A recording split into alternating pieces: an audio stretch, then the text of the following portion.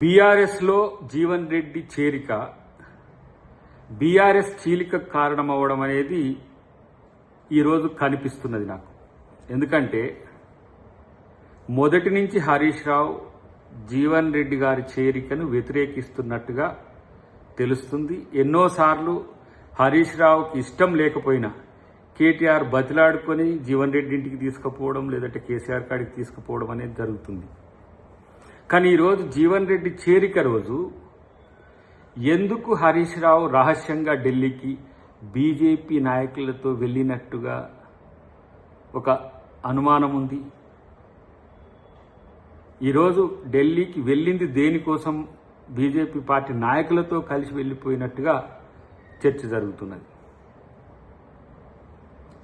రెండవది, ఆయనకి ఇష్టం లేకున్నప్పటికి కూడా బలవంతంగా జీవన్ రెడ్డి గారిని వీళ్ళు చేర్చుకోవడం, వాళ్లకు ఐరన్ లెగ్గా జీవన్ రెడ్డి కల్పియడం అనేది కేసీఆర్ కేటీఆర్ పట్టించుకోకపోవడం అనేది కూడా ఇదొక కారణంగా చెప్తున్న పరిస్థితి.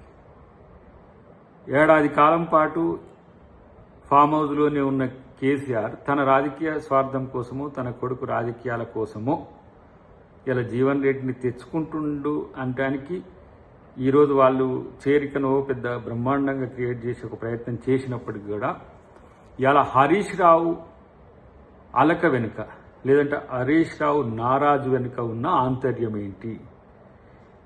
పార్టీ చీలికకే తను ప్రయత్నం చేస్తుండా అనే అనుమానం మాత్రం డెఫినెట్గా ఉంది.